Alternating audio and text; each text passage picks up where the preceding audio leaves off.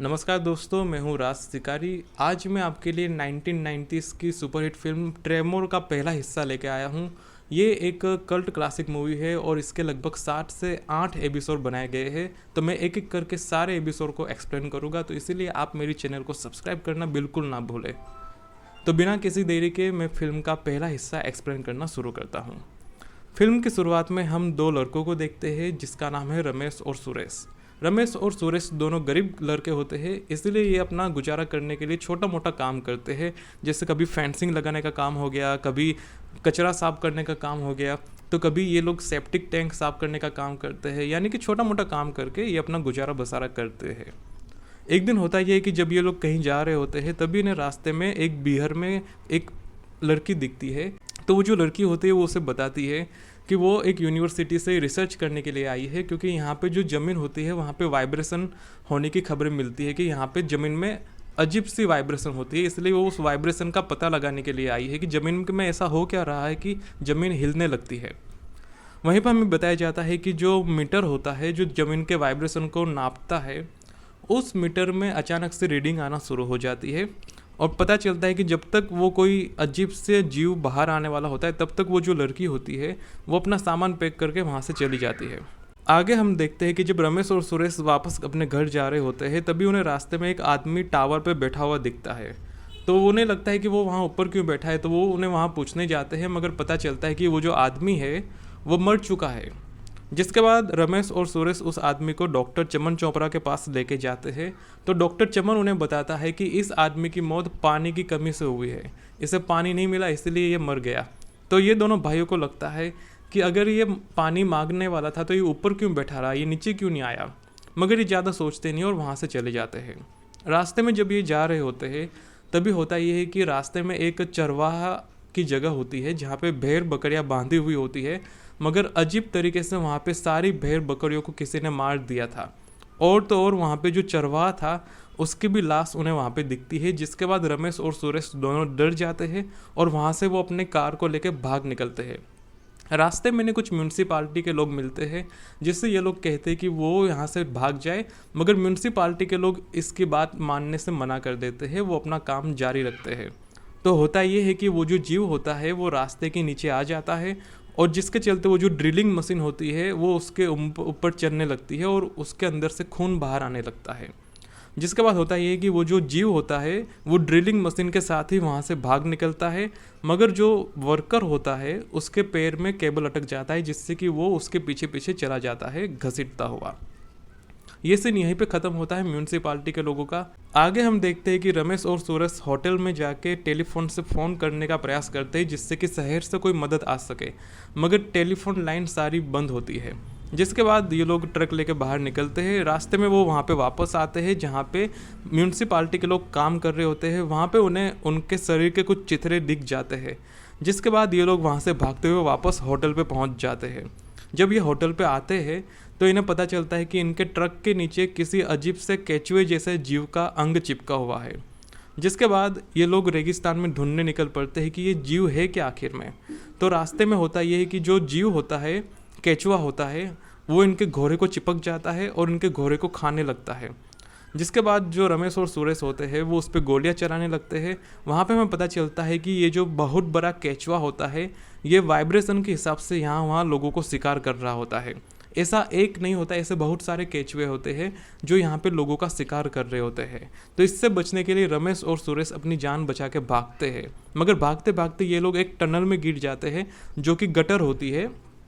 तो होता ये है कि वो जो केचुआ होता है वो ज़मीन में से घूमते हुए सीधा दीवार पे आके टकरा जाता है और दीवार पे टकराने से उस केचुए की मौत हो जाती है। जिसके बाद ये दोनों भाई बाहर निकलते हैं। वहाँ पे वो देखते हैं कि ये केचुआ बहुत लंबा है।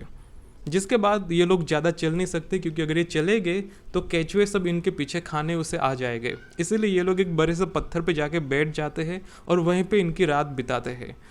तो रमेश, सुरेश और जो यूनिवर्सिटी की लड़की होती है ये एक रात ऐसे ही पत्थर पे बैठ के निकाल देते हैं, मगर ये समझ जाते हैं कि यहाँ पे बैठने का कोई फ़ायदा नहीं है।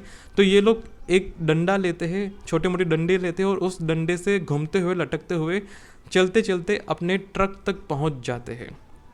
जिसके बाद होता है ये कि ये लोग अपना ट्रक लेके सबसे पहले होटल पहुंच जाते हैं और होटल पे जाके ये लोग सोचते हैं कि भाई यहाँ से हम निकले तो कैसे निकले, क्योंकि ये जो केचुए होते हैं ये बहुत शक्तिशाली होते हैं और ये किसी भी तरीके का ट्रक बाइक या कार कुछ भी निगल जाते हैं और उसे ज़मीन के अंदर घुसा देते हैं।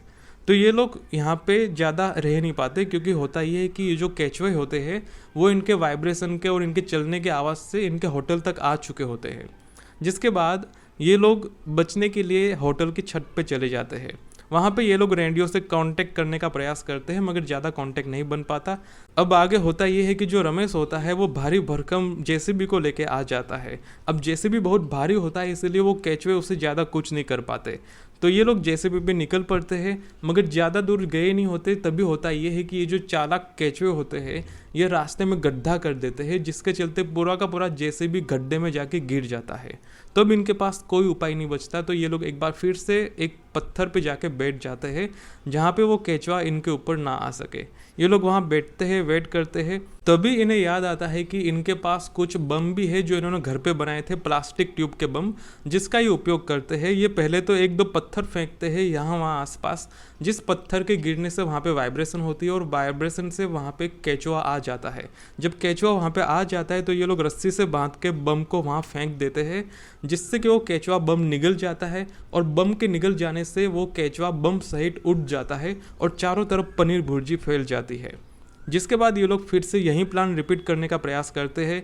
ये पहले तो 1 2 3 पत्थर डालते हैं जिससे ज़मीन पे वाइब्रेशन होती है और वहाँ पे केचुआ आता है। इस बार ये होता है कि जो रमेश होता है वो रस्सी से बॉम्ब को फेंकने का प्रयास करता है। रमेश बॉम्ब को तो फेंक देता है मगर वो जो केचुआ होता है वो बहुत चालाक होता है। वो ये करता है कि बॉम्ब को निगल के वापस फेंक देता है उछाल के। तो वो जो बॉम्ब होता है वो उछल के वापस इनके ऊपर ही गिरता है और वो जो ठेला होता है जिसके अंदर बहुत सारे बॉम्ब थे उसके ऊपर वो बम गिर के फट जाता है, जिससे इनके सारे के सारे बम खत्म हो जाते हैं फटने के बाद।